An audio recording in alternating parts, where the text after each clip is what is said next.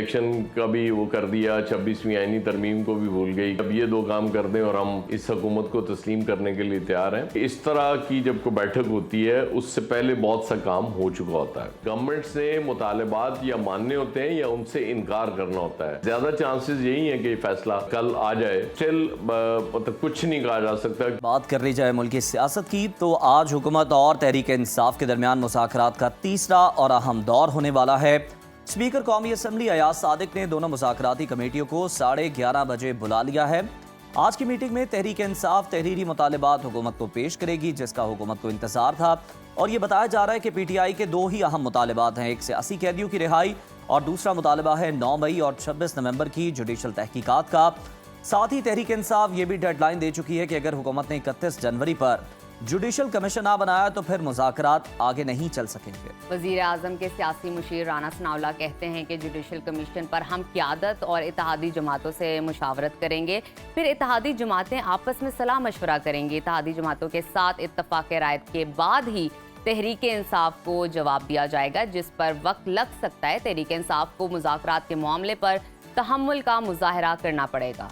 तहरीक इंसाफ ने साथ ही 8 फरवरी को यौम स्याह मनाने का भी ऐलान कर दिया है और तमाम अरकान कौमी और सूबाई असम्बली को अपने अपने इलाकों में एहतजाज की हिदायत कर दी गई। PTI क़यादत ने मौलाना फजलुर रहमान के खिलाफ बयानात देने से रोक दिया है और हमने देखा था कि वज़ीर आला खैबर पख्तूनख्वा अली अमीन गंडापुर की जानिब से कुछ नाज़ेब अल्फाज इस्तेमाल किए गए, मौलाना के खिलाफ कुछ बयानबाजी की गई, जिस पर रोक दिया गया है बानी PTI की जानिब से। साथ ही उन्होंने शाहिद खाकान अब्बासी समेत तमाम अपोजिशन रहनुमाओं को एतमाद में लेने की भी हिदायत कर दी है। तो नाज़रीन, इसी तमाम सूरत हाल पर बात करने के लिए इस वक्त हमारे साथ मौजूद हैं सीनियर तज्ज़ियाकार अयाज खान साहब। बहुत शुक्रिया अयाज साहब आपके वक्त का।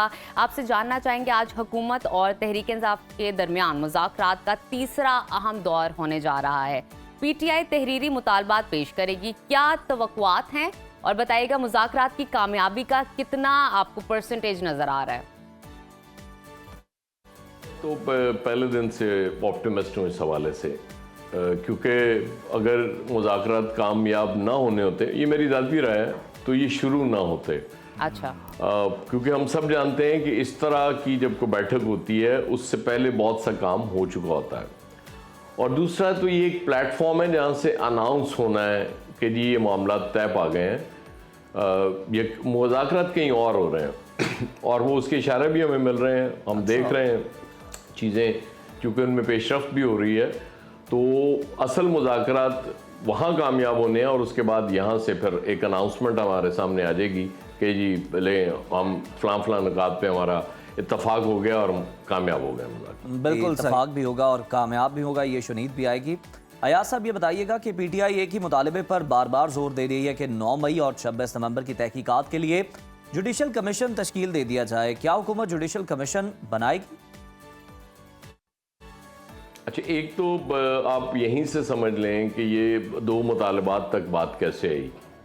ऐसे ही तो नहीं हुआ कि PTI ने वो 8 फरवरी की इलेक्शन का भी वो कर दिया, 26वीं आईनी तरमीम को भी भूल गई कि बस ठीक है जो हो गया, कोई इशू नहीं, अब ये दो काम कर दें और हम इस हुकूमत को तस्लीम करने के लिए तैयार हैं।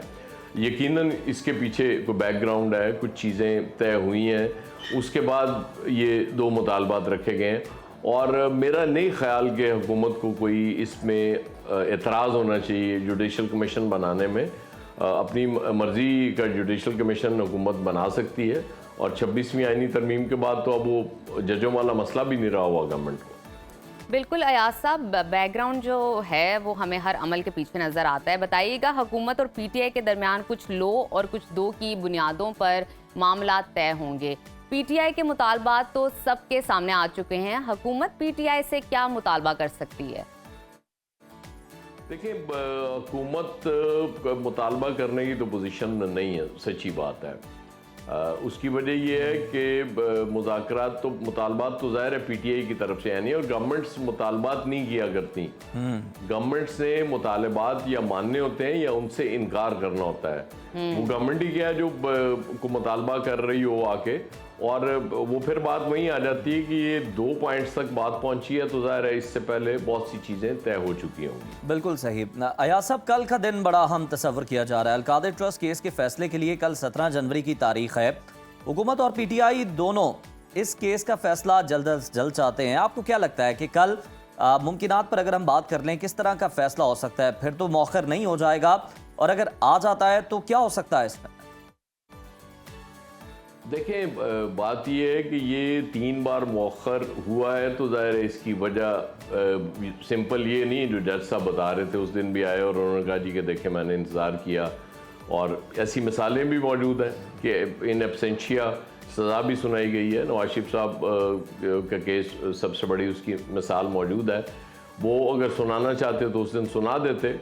तो ये डिपेंड करेगा, अभी भी सर्टेनिटी से नहीं कहा जा सकता। ज़्यादा चांसेस यही हैं कि फैसला कल आ जाए, लेकिन स्टिल मतलब कुछ नहीं कहा जा सकता, क्योंकि यहाँ आखिरी वक्त पे चीज़ें चेंज हो जाती हैं। और ये भी स्पेकुलेशन होगी कि मैं क्योंकि जो उस तरफ के लोग हैं जो गवर्नमेंट को सपोर्ट कर रहे हैं, वो तो पहले दिन से कह रहे हैं कि इसमें इमरान खान साहब को सज़ा होनी है। अब ज़्यादा चांसेस तो इसी के हैं, क्योंकि वो मुझे तो उनकी बात माननी चाहिए, क्योंकि उनको शायद फैसलों का पहले पता भी होता है, और वो आज तक जितने फैसले उन्होंने वक्त से पहले सुनाए हैं वो ठीक भी साबित हुए हैं। लेकिन स्टिल एज ए जर्नलिस्ट मैं इस पर प्रेडिक्शन नहीं करना चाहूँगा।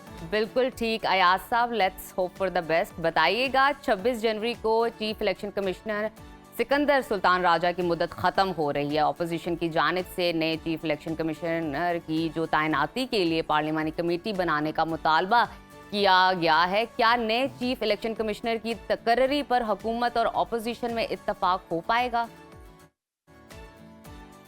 इत्तफाक तो बड़ा मुश्किल है, नहीं हुआ करता, लेकिन ये सबको पता होता है। जैसे इमरान खान साहब ने सिकंदर सुल्तान राजा साहब को जब चूज़ किया था, तो आपको पता है ना, उसके बाद जो उनके साथ 8 फरवरी और बाकी इलेक्शंस में हुई, तो अपोजिशन जो आज की गवर्नमेंट है वो यही ताना देती थी कि ये तो आपने खुद सिलेक्ट किया था। लेकिन ये हम सबको पता है कि ये सिलेक्शन कहाँ से होती है, और उस सिलेक्शन के बाद तो ज़ाहिर गुंजाइश रहती नहीं, जिसको भी आप सिलेक्ट कर लें। और इत्तफाक तो बहुत मुश्किल है, ज़ाहिर है नाम इधर से उधर से आएंगे, कुछ 2 इधर से आ जाएंगे, 3 उधर से आ जाएंगे, और उसके बाद क्वाइट पॉसिबल है किसी ऐसे शख्स पे जो लगे दोनों को कि जी ये कल को कोई गैर जानिबदारी दिखा सकता है, जिसका मुझे इम्कान कम है, शायद हो जाए।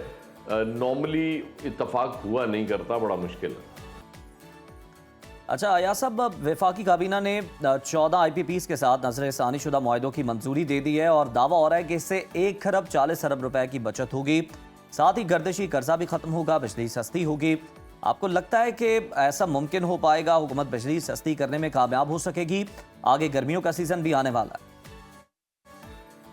देखिए, दावा तो ज़ाहिर है ये करने में हर्ज नहीं है, और ना ही मैं इकोनॉमिस्ट हूँ कि मैं इस एग्जैक्ट इसका बता सकता हूँ। गर्दिशी कर्जे ख़त्म तो नहीं होंगे, उनमें कमी हो सकती है, बिल्कुल ठीक है, ये गवर्नमेंट कर सकती है। और बिजली के नरखों में कमी का जहाँ तक दारोमदार है, वो जब तक IMF से इजाज़त नहीं मिलेगी वो गवर्नमेंट नहीं कर सकेगी। गवर्नमेंट ने 2-3 एफर्ट्स की हैं, लेकिन वहाँ से चूँकि इजाज़त नहीं मिलती, IMF से आपने क्योंकि अभी और किस्तें लेनी है, उनसे पैसे लेने हैं, तो उसके लिए बड़ा ज़रूरी होगा कि IMF की आमादगी हो, क्योंकि ये मेरी और आपकी कंजम्पशन के लिए गवर्नमेंट से इस तरह की अनाउंसमेंट्स कर देती हैं कि जी हम बिजली भी सस्ती कर देंगे, गर्दिशी कर्जे भी ख़त्म हो जाएंगे। जैसे हमारी हुकूमतें कह देती है जी बस हम महंगाई अब मुकाने लगे हैं, ख़त्म हो जाएगी महंगाई कभी ख़त्म नहीं हुआ करती। हाँ, उसमें कमी हो सकती है, जिसका दावा आजकल गवर्नमेंट करती है, लेकिन आम आदमी को असरात उस पर आ नहीं रहे अभी तक कि वो मान जाए जी कि वाकई महंगाई कम होगी। बिल्कुल आपने सही फरमाया। बहुत शुक्रिया अयाज खान साहब आपके वक्त का, और यकीनन ये दावे तो हुकूमत कर रही है, हमारी दुआ भी है कि हुकूमत इसमें कामयाब भी हो सके।